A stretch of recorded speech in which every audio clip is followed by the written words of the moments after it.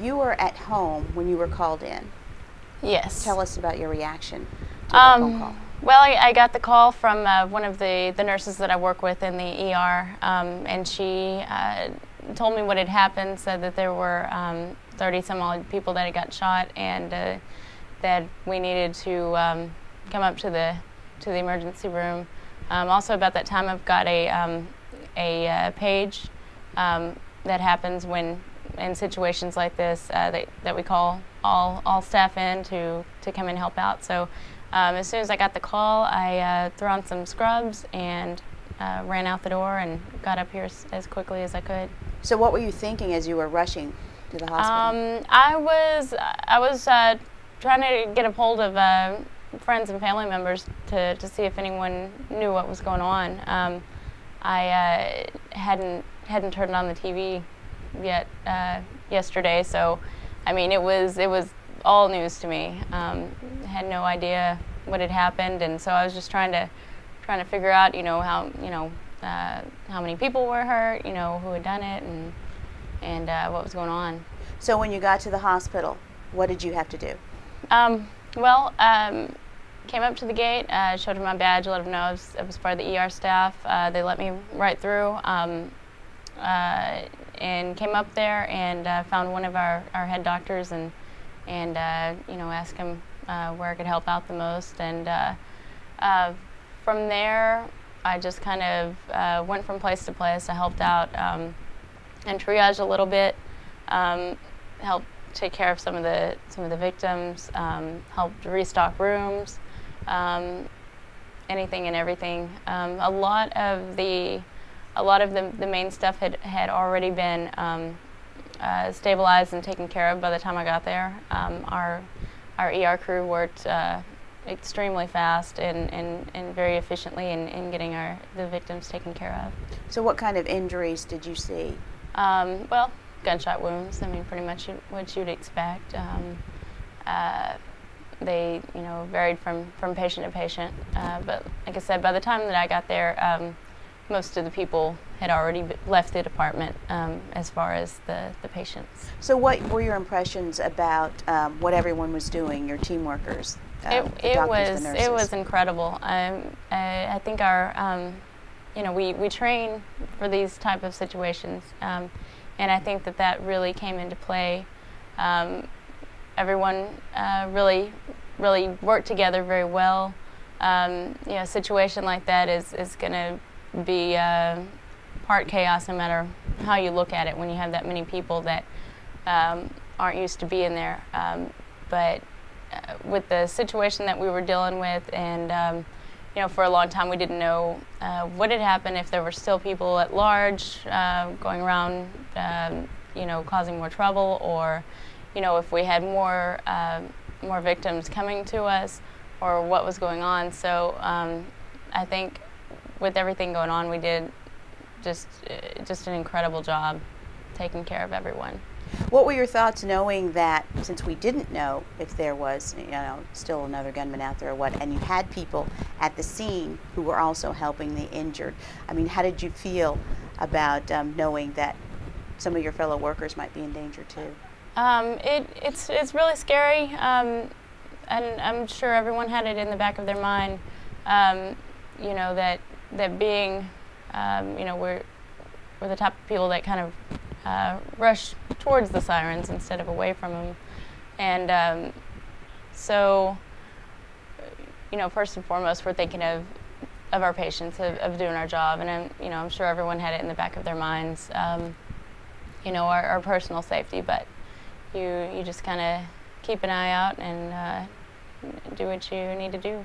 I guess you have to tend to stay focused on the job that you are doing rather than what's going on the outside. Yeah. I mean, you kind of kick into that mode, and you try to put your emotions and your fears aside and just really focus. It's not really until, at least for me personally, it wasn't until I got home that night that I sat down and everything kind of hits you, and you start thinking about the victims and their families and what everyone's going through, and you know, about your team and how they're doing. I know a lot of our night crew came in yesterday really early. Some of them had only had a few hours of sleep. We had rooms set up for some of the staff to take naps and sleep before they had to go back to work. So it was just amazing seeing everyone work as hard as they did. So how has this experience affected how you feel about your job? I mean, that's, you know, I guess that's what we do best. You know, that's what we're here for. So, I mean, I still care about my job very much. You know, I don't think this will deter me from working in the emergency room. You know, I mean, I said that's what we're here for. You know, I'm glad that it worked out as well as it did. Yeah, it might make you think that, wow, I mean, I'm really needed. Yeah, yeah. I mean, you do. You know, you feel like, you know, kind of part of something bigger, and that you're doing something that's really necessary. Had you ever been in this type of situation before? Not exactly like this. I've worked at a few other trauma hospitals here in Texas, and we've seen, it was mostly local kind of stuff. I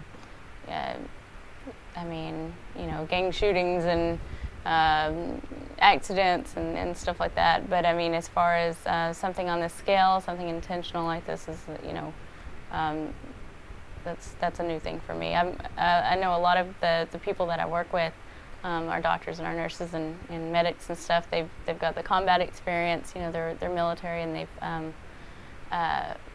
and you know, you could tell it was a lot different than a civilian hospital in that regards. You know, they kind of just a lot of them just kind of took it in stride and got to work and did a good job. Mm-hmm. Now, I know we have a lot of mass casualty drills that many hospitals and cities go through. Have you ever had one of those? And how does this compare with the drill, if you've ever had to do that? I personally have been through the training. I have not been there for a drill yet, but from what I've heard, it went pretty smoothly as far as what we are trained to do. This is the first time I've, you know, had been called in for a mass casualty. But I was pretty amazed at how smoothly everything went together. Mm-hmm. Now, did you have to deal with families or anything like that? I was working in the back. I was working in the emergency room, and I know that there were people trying to call to find out about their family members. Were they involved? Are they safe? What's going on? Because of patient confidentiality, we of course are limited on a lot of what we can say. You know, we were really thinking about that, even as we were worried about the victims and their families, and wanting to let them know what was going on. But most of that, personally, I didn't speak to any family members myself. You know, it just took care of helped to take care of a couple of the patients. Mm-hmm. Yeah, I know as a medical professional you're supposed to be detached. Was it hard for you to remain so, knowing that this happened in our community?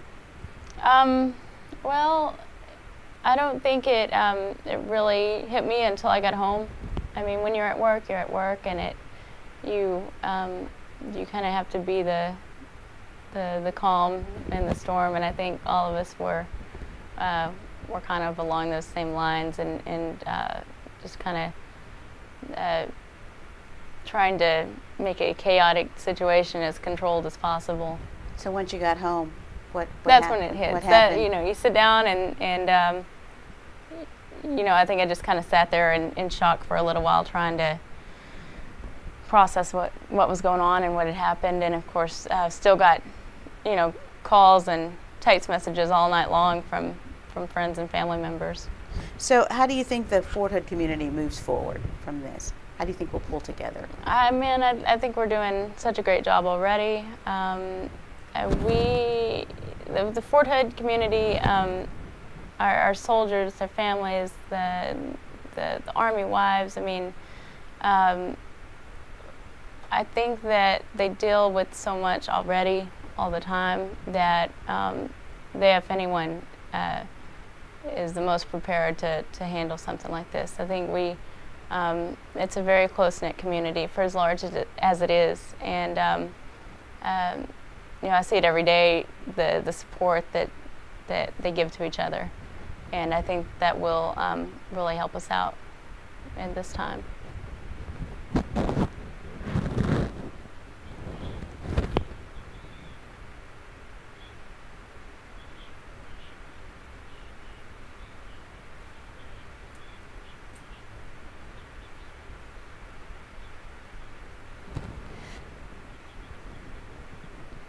As a civilian, what is your impression with the military's response to everything that happened? Oh, very, very, very smooth. Just spot on. You can tell they're very well trained and extremely capable. And I'm very, very proud to be a part of that. Even as a civilian, and I'm a military spouse myself. It's amazing to be a part of that.